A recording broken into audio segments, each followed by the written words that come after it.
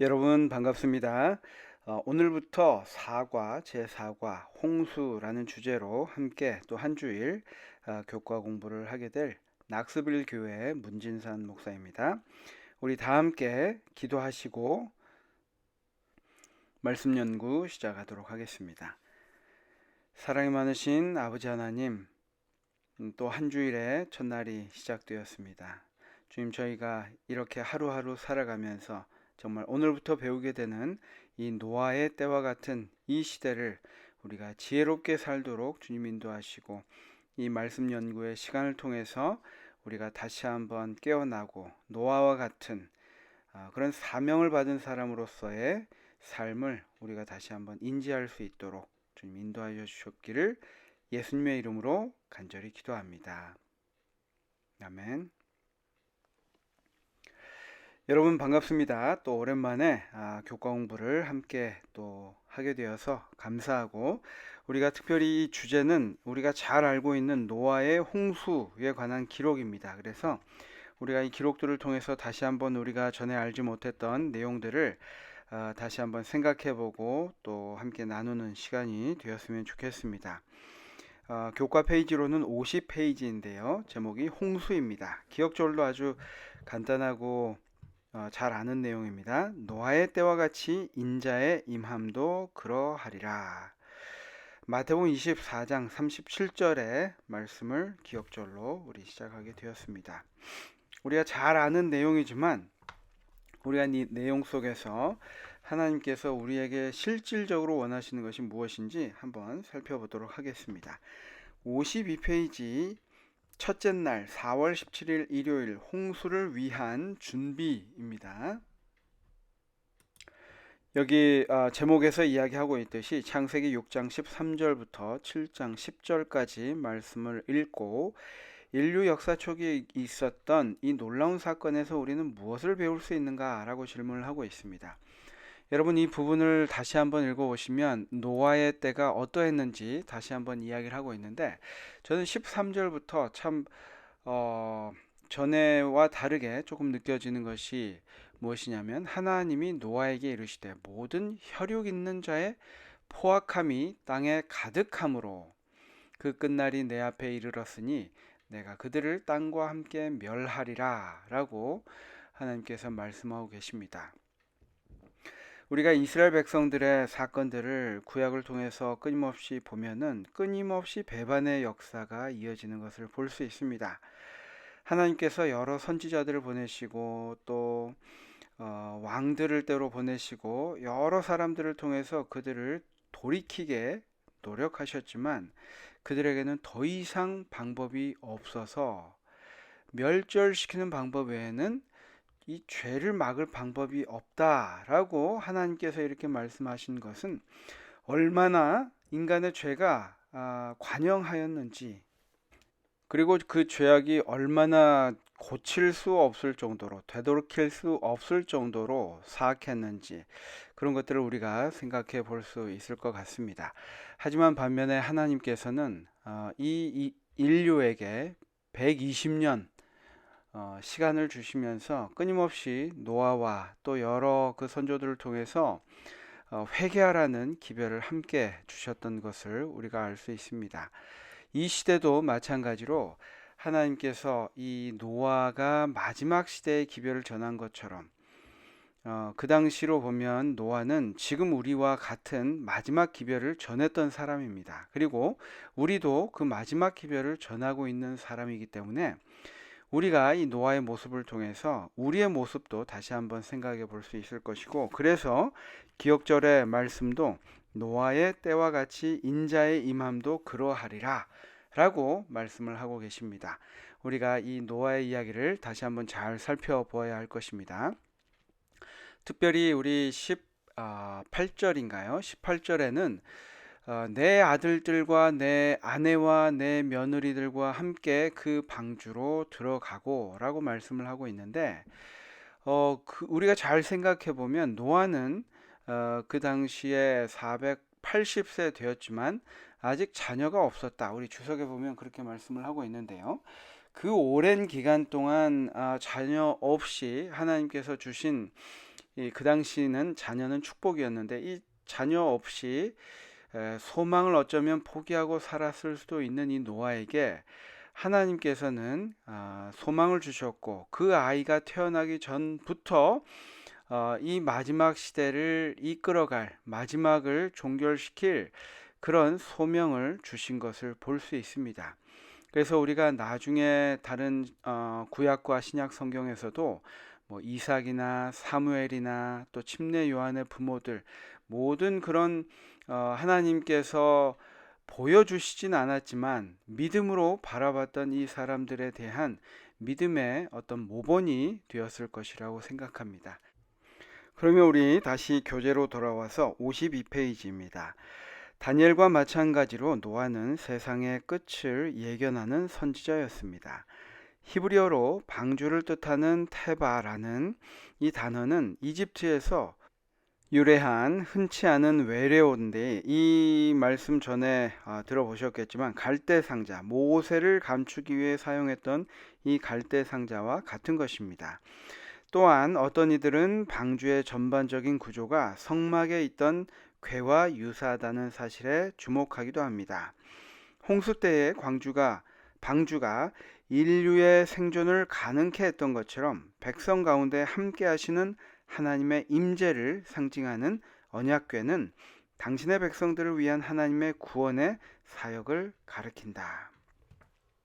하나님께서 이 방주를 통하여 인류를 구하시고 하나님께서 특별히 갈대 상자를 통하여 모세를 구하시고 이스라엘을 구하신 것처럼 하나님께서 주신 이 언약궤는 우리의 그리스도인으로서 삶을 보호하고 살릴 수 있는 귀한 이 방주와 같은 역할, 또 갈대 상자와 같은 역할을 한다는 것입니다. 그런데 저는 이번 교과를 보면서 다시 한번 좀 새롭게 느껴진 것이 이 노아의 순종이었습니다. 우리가 어렸을 때부터 많이 들어왔던 이 노아 홍수의 이야기를 통해서 또 노아가 방주를 짓는 이야기를 통해서 그가 어떤 믿음을 소유했는지 우리가 피상적으로 알고 있었을 것입니다. 그런데 우리가 이 내용들을 자세히 한번 살펴보면 그 당시의 상황들을 다시 한번 살펴보면 이것을 하나님께서 명령하셨다고 해서 그것을 그대로 순종한다는 것이 얼마나 큰 믿음이 필요했던지 우리가 알 수 있습니다. 여기에 이제 원어와 함께 여러 이제 설명이 있는데요. 원어로 보면 두 단어, 즉 하나님께서 만들라라고 명령하신 것과 그 명령에 대한 결과 하였더라 이 동사는 동일한 단어로 히브리어로 아사라는 동사입니다. 그런데 이 동사가 이 6장 14절에서 16절까지 5번 반복이 됩니다. 이는 하나님께서 명령을 주실 때 이 노아의 지체 없는 순종을 이렇게 반복하여서 나타내고 있는 것을 볼 때 이 노아의 믿음이 얼마나 그 당시를 생각해 볼 때 더욱 그렇습니다.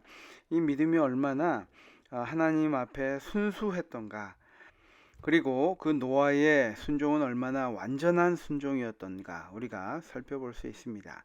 또한 이것이 같은 표현이 언약궤를 만드는 것을 설명할 때에도 사용된다는 점은 매우 흥미롭습니다.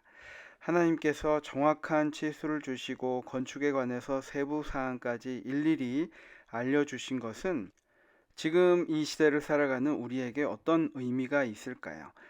하나님께서는 그 모든 것들을 설계해 주셨습니다. 계획하셨습니다. 그리고 그것들을 할 수 있도록 그 명령에 온전히 순종한다면, 완벽하게 하나님께 모든 것을 맡긴다면 우리는 그것을 이루는 일만 남아 있을 것입니다.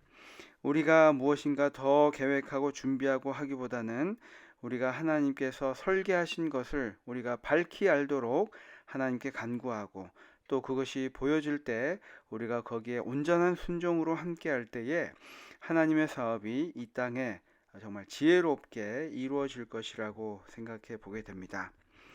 교훈 부분에 보면 노아는 하나님의 명령에 따라 방주를 지었고 하나님의 명령에 온전히 순종한 그 믿음으로 인해 구원을 받았다.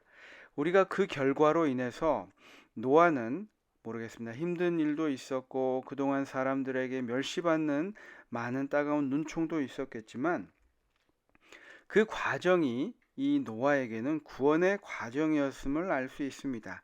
그리고 그 믿음을 하나님께서 받으시고 그와 그의 가족들이 온전히 방주로 인해서 구원함을 받은 것을 우리가 잘 알고 있습니다. 우리가 6장 22절의 말씀에 보면 또 이런 말씀이 있습니다. 노아가 그와 같이 하여 하나님이 자기에게 명하신 대로 다 준행하였더라. 제가 주석의 말씀을 좀 찾아보았는데요. 이 짧은 구절은 성실한 봉사의 120년 세월을 모두 포함하고 있습니다. 그의 조부 무두셀라와 같이 노아의 기별을 믿었던 사람들은 그 두려운 사건이 일어나기 전에 모두 죽었습니다. 그는 그가 전하는 기별대로 살았기 때문에 그를 가장 잘 아는 가족들은 그의 거룩한 가마력을 피할 수 없었습니다. 그의 아들들은 그가 가르친 것들을 믿었을 뿐만 아니라 그들이 출생하기 전에 예언된 두려운 사건을 위해 준비하는 일에 적극적으로 참여하였습니다.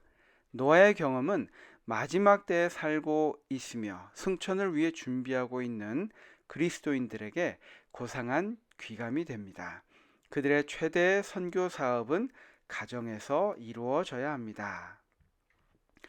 여러분, 이 노아의 시대에 세상이 얼마나 악했는지 우리가 모두 알고 있습니다.